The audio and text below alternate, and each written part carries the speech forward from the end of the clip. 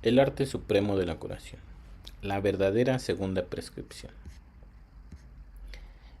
En nuestra práctica clínica diaria solemos creer que el mayor triunfo de nuestra ciencia es encontrar el primer remedio, ese remedio similar. Creemos que la batalla se gana en esa primer consulta, cuando el paciente nos revela su sufrimiento y nosotros entregamos esa dosis inicial. Pero la verdadera prueba de fuego no ocurre el primer día, esta prueba llega un mes después. La entrevista de seguimiento no es un simple trámite administrativo ni una evaluación superficial de síntomas. Es un laberinto de juicios clínicos. Cuando el paciente regresa a la silla de consulta, nos enfrentamos a la pregunta más profunda de la medicina homeopática.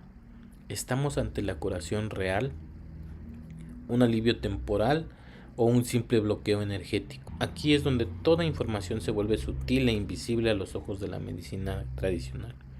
Nuestra ciencia exige la precisión analítica de un arte supremo. A menudo la respuesta no es clara en absoluto, porque viene oculta de complejas barreras de la mente humana. Nos enfrentamos, por ejemplo, constantemente a la preocupación del paciente cerrado, aquel que por naturaleza o por miedo minimiza los avances más profundos del propio organismo.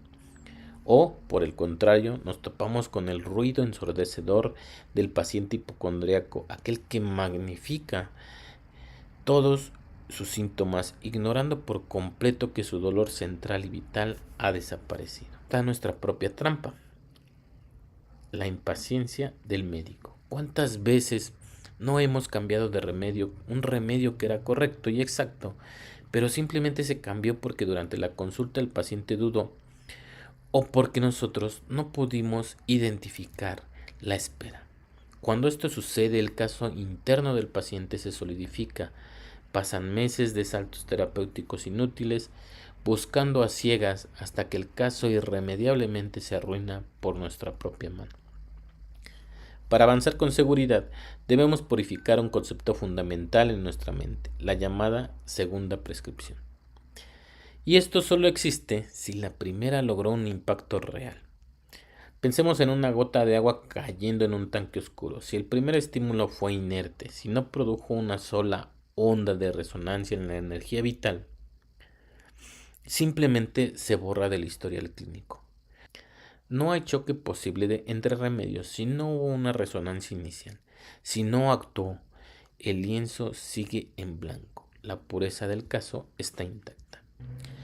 Es por eso que al concluir el mes, todos los datos deben convergir bajo una única regla inquebrantable. Para evaluar el éxito real está la ley de Hering. Sabemos que el pronóstico es auténtico solo si la curación fluye en una dirección exacta. Primero, el paciente sana de arriba hacia abajo, luego de dentro hacia afuera y finalmente en el orden inverso a la aparición de sus síntomas. Es como desandar un camino en la nieve, paso a paso hasta llegar al origen. Principios de manejo a largo plazo. Cuando dominamos la primera prescripción y nos adentramos en el manejo a largo plazo, la homeopatía trasciende el libro de texto para convertirse en un sacerdocio clínico. El verdadero desafío ya no es simplemente encontrar el remedio correcto, sino poseer la agudeza casi clarividente para determinar con exactitud quirúrgica qué está sucediendo en el interior invisible del paciente a lo largo de los años. Existe una regla de oro inquebrantable que subyace a todo nuestro actuar. Si el paciente se siente mejor consigo mismo, no debemos interferir. Esa ansiedad por curar rápida es nuestro propio enemigo. No debemos ofrecer otro remedio a menos que el cuadro sintomático sea absolutamente claro. Si un síntoma antiguo regresa del pasado con violencia, hay que detenernos. Es el mecanismo de defensa sanando su propia historia. Si aparece una erupción, una secreción perturbadora, pero va acompañada de una mejoría mental, solamente hay que observar. Es el organismo salvando su propio cuerpo. Pero la forma exacta en que estos principios se manifiestan depende enteramente de la fortaleza del paciente.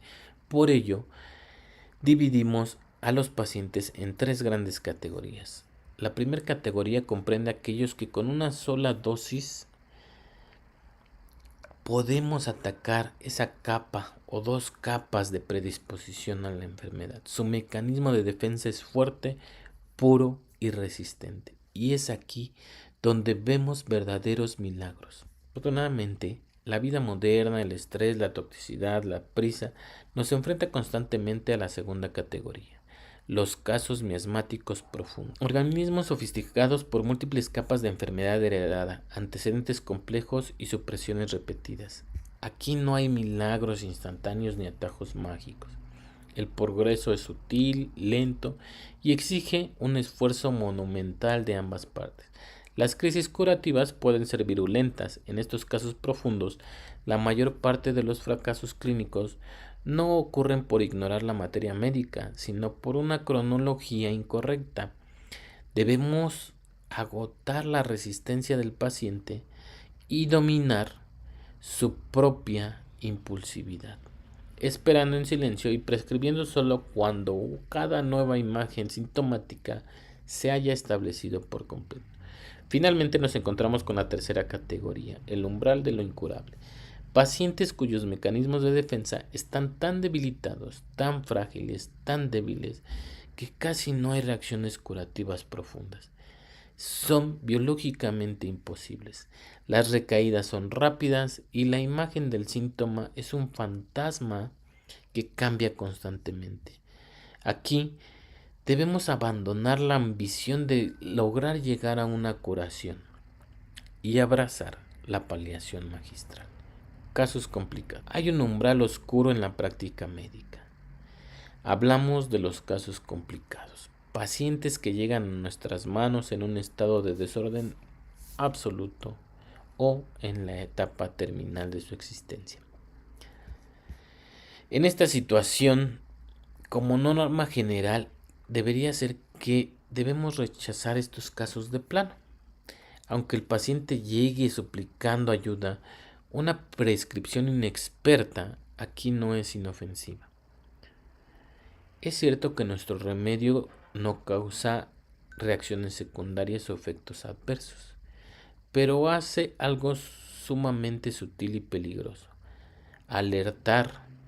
Y esto puede confundir y enredar la poca fuerza vital que el paciente tiene, haciendo que las prescripciones futuras sean casi imposibles de descifrar. Por eso clasificamos estos complejos grupos en 3 tragedias médicas.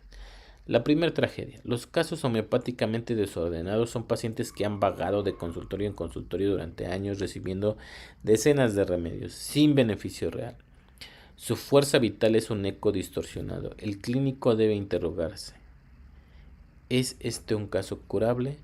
Si hay una esperanza, a veces la única salvación es retroceder en el tiempo, ignorar el presente, rebuscar viejos registros y encontrar una imagen original del paciente, justo antes de que el primer remedio tocara su lengua.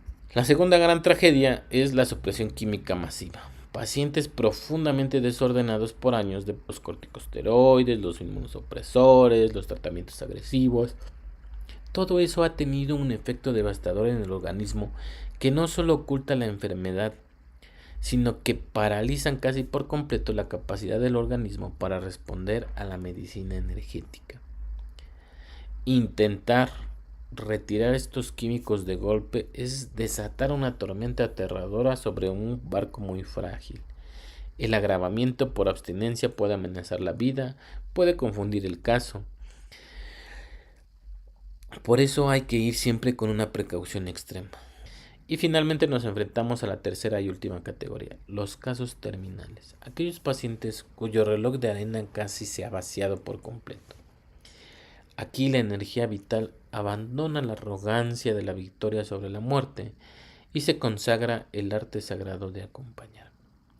La paliación en la fase terminal exige precisión casi divina. El mecanismo de defensa está tan débil que una prescripción ligeramente incorrecta puede provocar una recaída fatal.